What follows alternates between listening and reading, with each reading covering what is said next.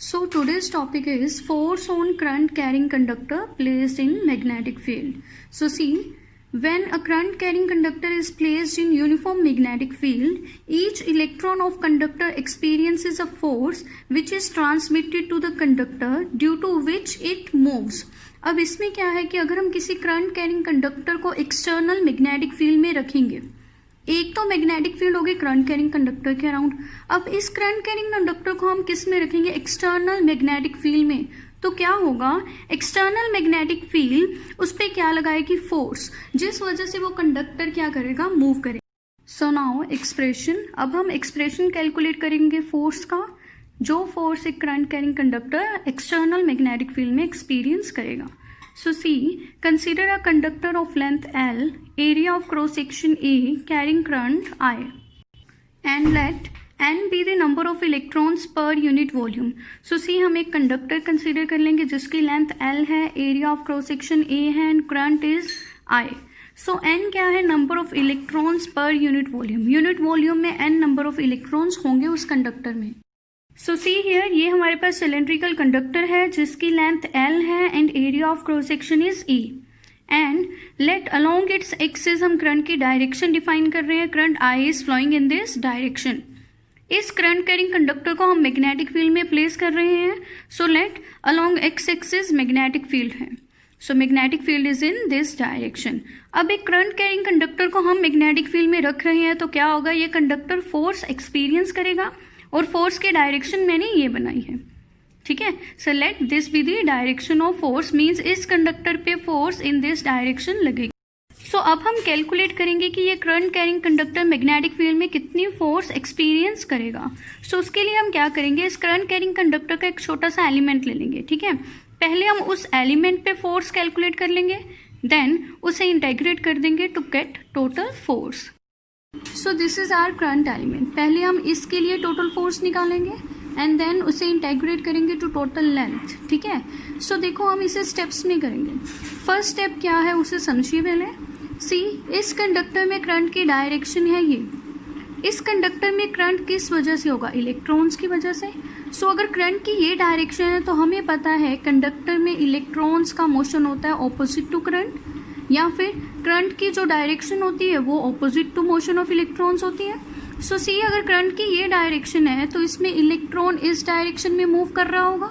सो सी, मैंने एक इलेक्ट्रॉन का मोशन डिस्क्राइब किया है। करंट की डायरेक्शन ये है तो इलेक्ट्रॉन इसके ऑपोजिटली मूव करेगा, और हम यूनिट 2 में कर चुके हैं कि कंडक्टर्स में इलेक्ट्रॉन्स किस वेलोसिटी से मूव करते हैं? Drift velocity. सो मैंने यहाँ VD लिखा है, मीन्स इलेक्ट्रॉन इस कंडक्टर में मूव करेगा किस वेलोसिटी से? ड्रिफ्ट वेलोसिटी से, ठीक है। सो हमारा फर्स्ट स्टेप क्या है? ठीक है, फर्स्ट स्टेप इसी के रिलेटेड है।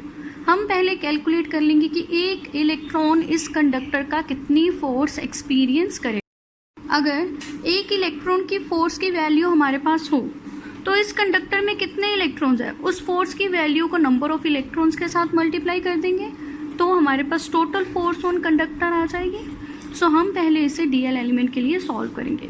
तो फर्स्ट स्टेप क्या है? जैसे मैंने बताया, फोर्स ऑन दिस इलेक्ट्रॉन, एक इलेक्ट्रॉन पे कितनी फोर्स लगेगी हम निकाल लेंगे। सेकेंड स्टेप क्या होगा? हमें DL एलिमेंट चाहिए, तो हम देखेंगे कि DL एलिमेंट में कितने इलेक्ट्रॉन्स होंगे। सो फिर से वही स्टेप, DL एलिमेंट में जितने इलेक्ट्रॉन्स हैं उसे मल्टीप्लाई करेंगे फोर्स ऑन 1 इलेक्ट्रॉन, ठीक है, and then integrate.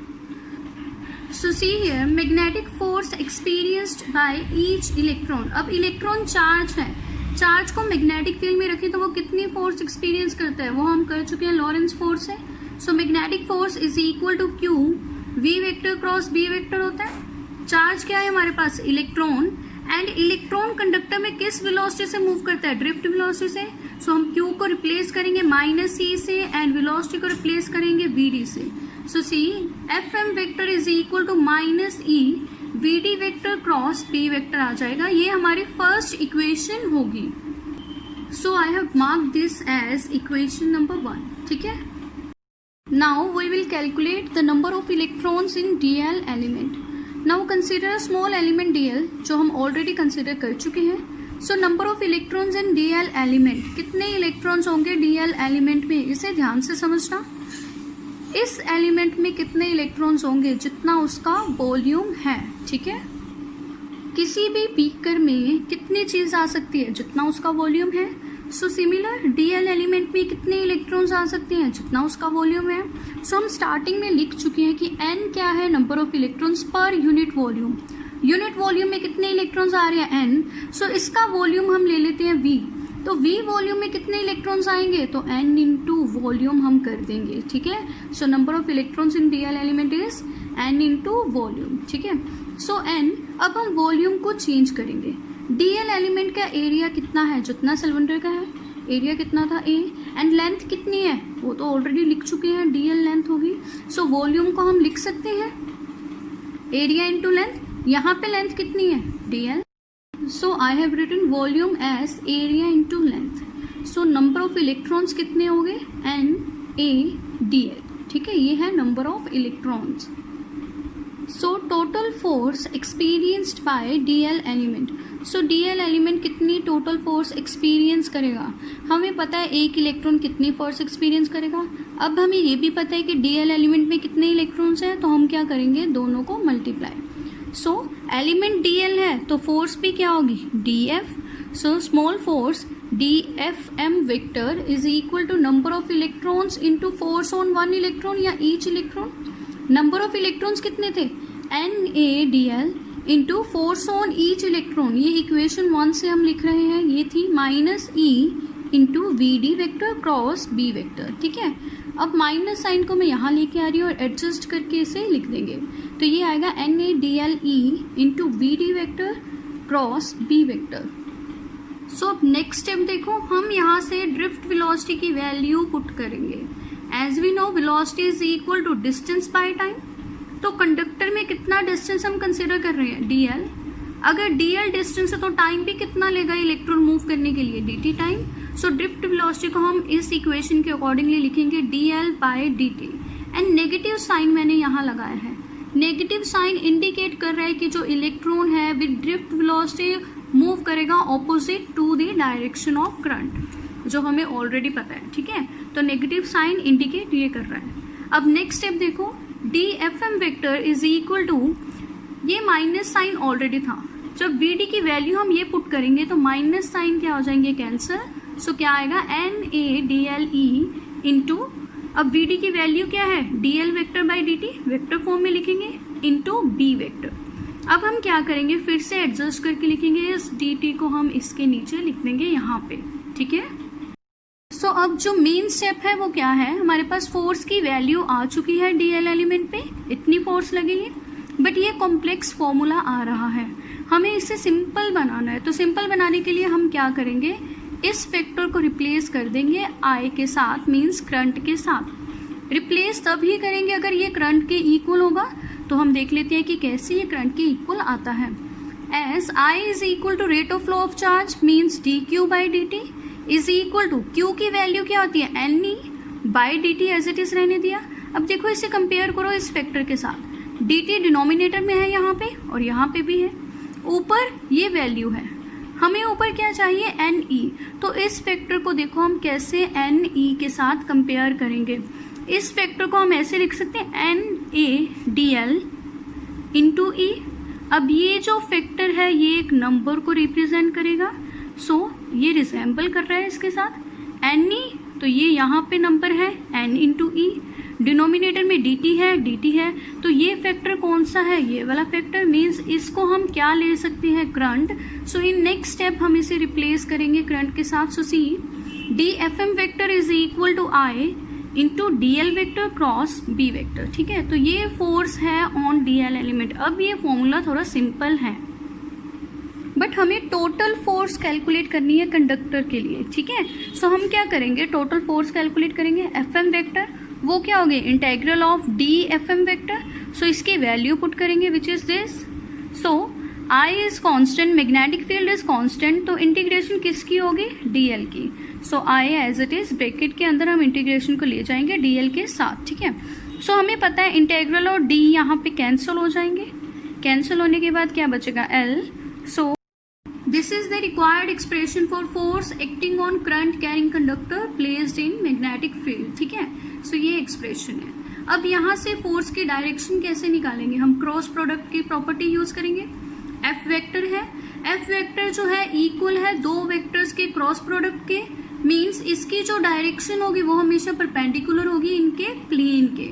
So direction of force is always perpendicular to the plane containing L and B. Suppose L and B X Y plane में है, x Y plane है, तो इसकी perpendicular कौन सी direction होती है, जेड एक्सिस, मीन्स फोर्स किस direction में होगी, जेड एक्सिस में, ठीक है।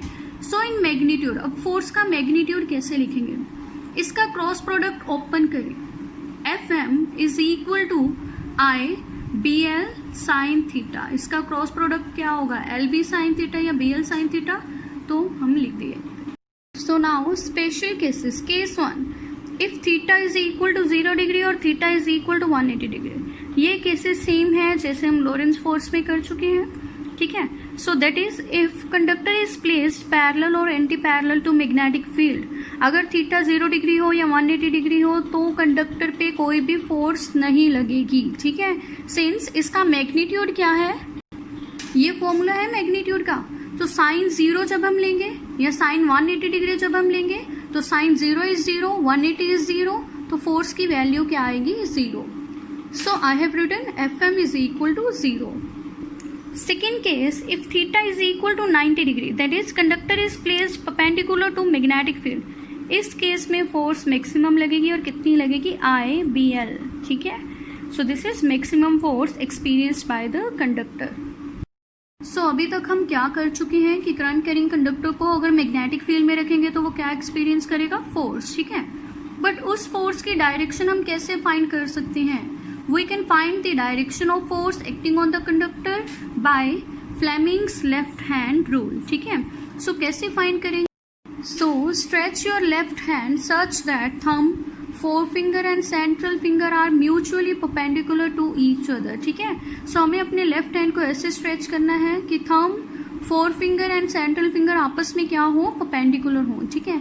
एंड देन अगर हम फोर फिंगर को पॉइंट करेंगे मैग्नेटिक फील्ड की डायरेक्शन में एंड सेंट्रल फिंगर को पॉइंट करेंगे करंट की डायरेक्शन में, तो थंब हमें फोर्स की डायरेक्शन देगा, ठीक है। So this is our left hand rule. Thumb force की डायरेक्शन देगा, कब देगा, जब आप फर्स्ट फिंगर को मैग्नेटिक फील्ड की डायरेक्शन में पॉइंट करेंगे एंड सेंट्रल फिंगर को करंट की डायरेक्शन में पॉइंट करेंगे। कोई भी डायग्राम आप कर सकते हैं, फर्स्ट फिंगर को मैग्नेटिक फील्ड की डायरेक्शन में, सेंट्रल फिंगर को करंट की डायरेक्शन में पॉइंट करें, देन थंब आपको किसकी डायरेक्शन देगा, फोर्स की डायरेक्शन। अब इसे याद रखने का कोड क्या है, सो सी कोड क्या है, थंब फोर्स की डायरेक्शन तब देगा जब फोर फिंगर को हम पॉइंट करेंगे मैग्नेटिक फील्ड की डायरेक्शन में एंड सेंट्रल फिंगर को हम पॉइंट करेंगे करंट की डायरेक्शन में। सो इन सब के इनिशियल्स हम उठा लेंगे, फोर्स का इनिशियल एफ, मैग्नेटिक फील्ड का एम एंड करंट का इनिशियल सी। सो ये कोड क्या है, फादर, मदर एंड चाइल्ड और चिल्ड्रन, ठीक है। सो ये कोड है, इस कोड से आपको इजीली याद हो जाएगा left hand rule. F father means force, M mother means magnetic field, C child, C से करंट, ठीक। सी हम फ्लेमिंग्स लेफ्ट हैंड रूल को कार्टेशियन कोऑर्डिनेट सिस्टम से भी रिजेंबल कर सकते हैं। जैसे मैंने बताया था, thumb, four finger and central finger आपस में क्या होने चाहिए, म्यूचुअली परपेंडिकुलर, तो ये एक्सिस भी आपस में म्यूचुअली परपेंडिकुलर होते हैं, तो इसीलिए हम इसे रिलेट कर सकते हैं। सो लेट वाई एक्सिस हमारी फोर फिंगर रिप्रेजेंट कर रही है, ठीक है, and x axis central finger है एंड देन जेड एक्सिस क्या है, थंब। सो अगर हम फोर फिंगर को पॉइंट करेंगे मैग्नेटिक फील्ड की डायरेक्शन में एंड सेंट्रल फिंगर को पॉइंट करेंगे करंट की डायरेक्शन में, देन थंब क्या देगा हमें, direction of force, father, mother and children. अब इसे यूज कैसे करना है वो हम नेक्स्ट वीडियो में करेंगे।